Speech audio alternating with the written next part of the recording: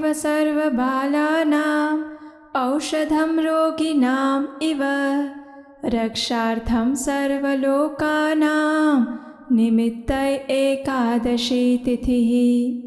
हरि भक्ति विलास के 12 अध्याय के 105वें श्लोक में कहा गया है, शिशु वृंद की रक्षा के लिए जननी के समान, रोगियों के उद्धार हेतु औषधि के समान और सभी लोगों की रक्षा के लिए एकादशी तिथि प्रकट हुई है। प्रत्येक मास में 2 बार आने वाली एकादशी तिथि यानी मनुष्य के आध्यात्मिक जीवन को तीव्र गति से आगे बढ़ाने का सुवर्ण अवसर। एकादशी यानी ऐसा दिन जिसका पालन अगर पूर्ण श्रद्धा और भगवान के प्रति शरणागति से किया जाए तो वो मनुष्य को सर्वोच्च आध्यात्मिक गंतव्य यानी भगवत धाम भी प्रदान कर सकती है। उसमें भी वर्ष में 1 बार ऐसी विशेष एकादशी आती है जिसका नियम और श्रद्धा पूर्वक पालन करने से सबसे अधिक फल मिलता है, और वो है ज्येष्ठ मास के शुक्ल पक्ष में आने वाली पांडव निर्जला एकादशी। निर्जला यानी बिना जल, ऐसी एकादशी जिसमें सिर्फ अन्न का ही नहीं अपितु जल का भी त्याग करना होता है।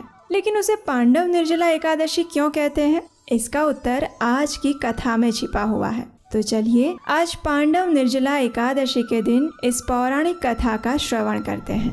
ये उस समय की बात है जब द्वापर युग का समय था। वो समय जब भगवान श्री कृष्ण की छत्र छाया में पांडव यानी युधिष्ठिर, भीम, अर्जुन, नकुल और सहदेव इस पृथ्वी पर विचरण कर रहे थे। उस समय की एक महत्वपूर्ण कथा है भीम और निर्जला एकादशी की।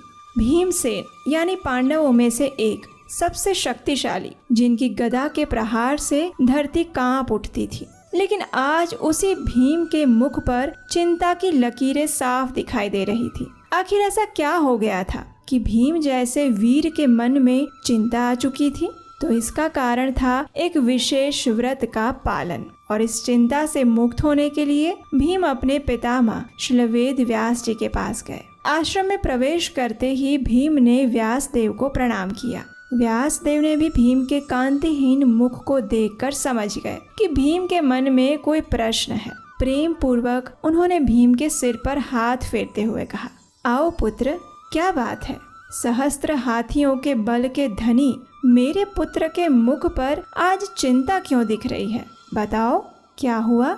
व्यासदेव के वात्सल्यपूर्ण वचनों को सुनकर भीमसेन बिखर गए। उन्होंने एक बच्चे की तरह आर्द्र स्वर में कहा, हे पितामह, मेरे परिवार में माता कुंती, बड़े भाई युधिष्ठिर, अर्जुन, नकुल, सहदेव और द्रौपदी भी मास में आने वाली दोनों एकादशी तिथियों का नियम पूर्वक पालन करते हैं। भ्राता युधिष्ठिर मुझे भी इस व्रत को करने के लिए कहते हैं। वे कहते हैं कि अगर मुझे अपने आध्यात्मिक जीवन में उन्नति करनी है ना, तो मुझे भी ये व्रत करना चाहिए। लेकिन इतना कहकर भीम फिर से चुप हो गए और कुछ सोचने लगे। फिर व्यासदेव ने पूछा, लेकिन क्या भीम, वे सही तो कह रहे हैं? शास्त्रों में भी यही लिखा है कि जो व्यक्ति मास में आने वाली शुक्ल और कृष्ण पक्ष की एकादशी का पालन नहीं करता, वो स्वर्ग की जगह नरक में जाता है। इसलिए हर व्यक्ति को इसका पालन करना चाहिए। इसमें संदेह कैसा? ये सुनकर भीम ने उदास स्वर में कहा, नहीं पितामह, शास्त्रों के कथन में कोई संदेह नहीं है, लेकिन मेरी समस्या ये है कि मैं भूखा नहीं रह सकता। एकादशी में पूरा दिन तो क्या, मैं एक क्षण भी बिना कुछ खाए पिए नहीं रह सकता। आप तो जानते ही हैं पितामह कि मेरे उदर में वृक नामक अग्नि सदैव प्रज्वलित रहती है, और जिसके कारण मुझे दिन में कई बार बड़ी मात्रा में भोजन करना पड़ता है। और ऐसी स्थिति में मैं एकादशी व्रत कैसे कर सकता हूँ, और वो भी मास में 2 बार? नहीं नहीं पितामह, नहीं, ये मेरे लिए संभव नहीं है। हाँ, अगर बहुत हुआ तो वर्ष में 1 दिन मैं उपवास कर सकता हूँ, लेकिन इससे अधिक मुझसे नहीं हो पाएगा। इसलिए कृपया आप मुझे कोई ऐसा व्रत, तप या दान बताएं जिसका केवल 1 बार पालन करने से मुझे पूरे वर्ष की सभी एकादशी का फल मिल जाए। भीमसेन की बात सुनकर श्री व्यासदेव हंसने लगे। उन्होंने कहा, हे पुत्र, तुम्हारी समस्या मैं समझ गया हूँ। अब ध्यान से सुनो। पद्म पुराण में कहा गया है, संवत्सरस्य या मध्ये एकादश्यो भवन्ति हि तासां फलम् अवाप्नोति पुत्र मे नात्र संशयः।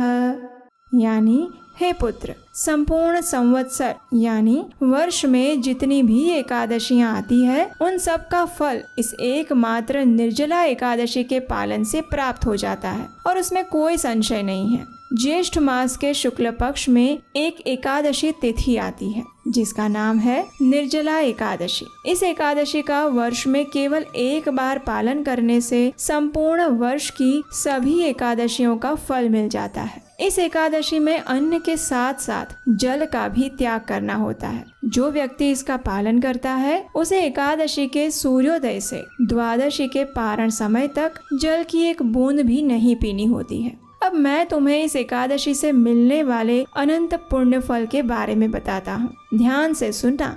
निर्जला एकादशी के पालन से सभी तीर्थों में स्नान करने का पुण्य फल मिलता है। जो निष्ठा पूर्वक इस व्रत का पालन करता है उसे मृत्यु के समय भयावह यमदूत नहीं बल्कि सुंदर विष्णु दूत वैकुंठ ले जाने के लिए आते हैं। एकादशी का पालन करने के बाद जो व्यक्ति गोदान या गौ सेवा करता है उसके सारे पाप नष्ट हो जाते हैं, भले ही वे पाप सुमेरु या मंदार पर्वत जितने विशाल ही क्यों न हो। यही इस एकादशी की महानता है।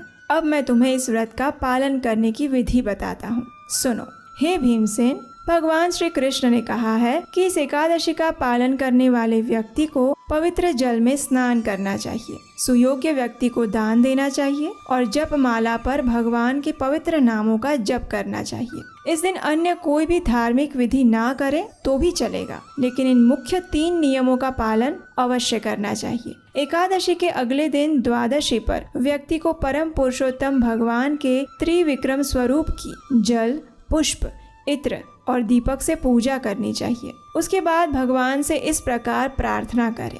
हे ऋषिकेश, इंद्रियों के स्वामी, कृपया मुझे आपकी शुद्ध भक्ति का उपहार प्रदान करें। यद्यपि मैं इस जल से भरे पात्र से अधिक कुछ अर्पित करने लायक नहीं हूँ, फिर भी आप मेरे ऊपर कृपालु हो। इतना कहकर उस जल के पात्र को किसी सुयोग्य ब्राह्मण को दान दे दें।